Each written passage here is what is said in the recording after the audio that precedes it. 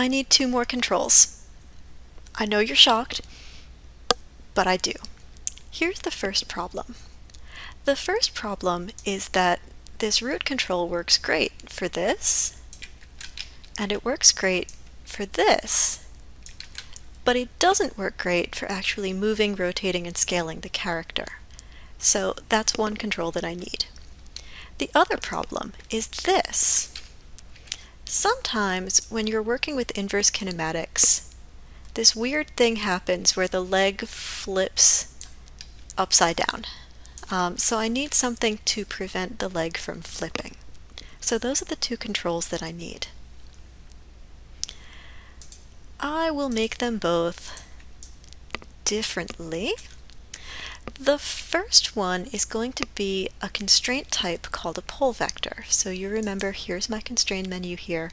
A pole vector is a control that you make specifically to prevent inverse kinematics from flipping. It's nice that one of those is included. So I will go ahead and make another locator. I'll call this one my left knee PV for pole vector. Turn on the skeleton, turn off the geometry. I'm going to hold down my V key, snap this up to the left knee, and then I'm just going to pull it a little bit forward so it's somewhere over the toe. I don't have to be exact, it'll be fine where it is. Control D to duplicate. This is going to be the right knee pole vector. So with the V key held down, I'm going to click on this red x-axis handle, and that'll let me snap it over to the right knee. Then I can rename it right knee pole vector. There are different schools of thought about whether or not these should be children of the foot control. I'm going to say yes, let's make them children of the foot control now. So I've selected the right knee pole vector and the right foot control. I'll press P, and that will make the right foot control into the parent of the right knee pole vector. You can also do a middle mouse drag and drop in your outliner. Let me turn on my IK handles again. And now to activate this control, I will select the locator, the left knee pole vector, and then the left ankle IK, and I'm going to run the pole vector command. In this case, you don't have to open the option box because there are in fact no options. Oh, you know what? Before I do that, it would probably be very sensible for me also to take both of these and modify freeze transformations. Whew, I almost forgot. So I'll go back. There's my left knee pole vector, left ankle IK. I make the pole vector. There are no options, so you don't have to run it through the option box. I'll do the same thing on the right side. I select the locator first, then the IK handle second, and run the pole vector command.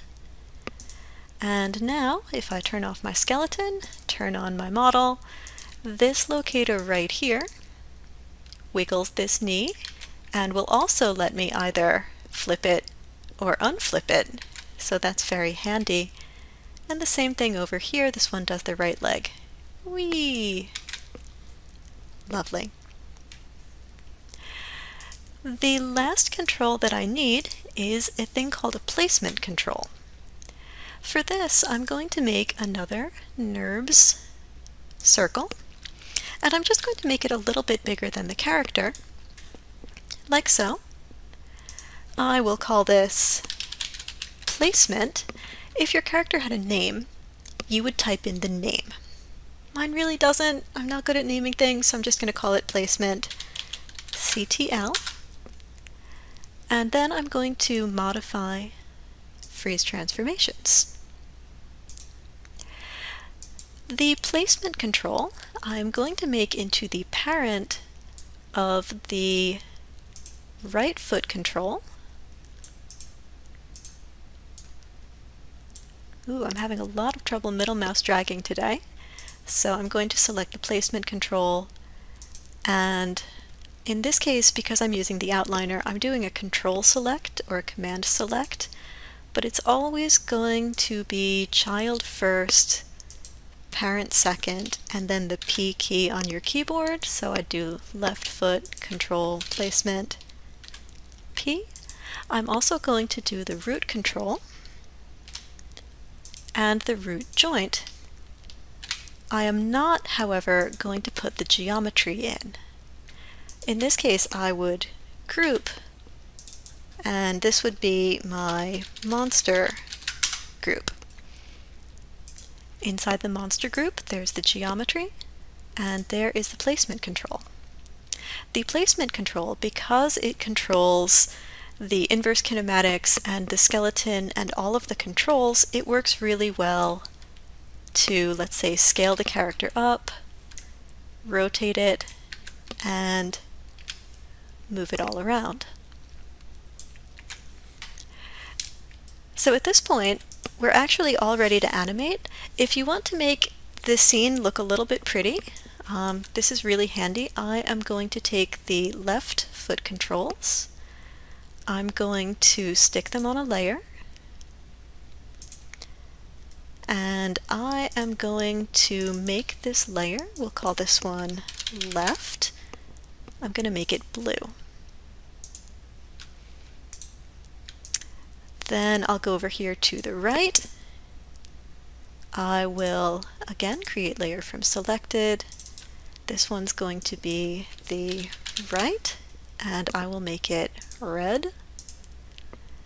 And then these two, I am going to put on a third layer. This one I will call middle, and I am going to make it yellow. And now it's a little bit easier for me to see all of my controls. Again, I will turn the IK handles off because I no longer need them. I can close this constraint menu, and I am all set to start animating. Awesome! Our first rig all done.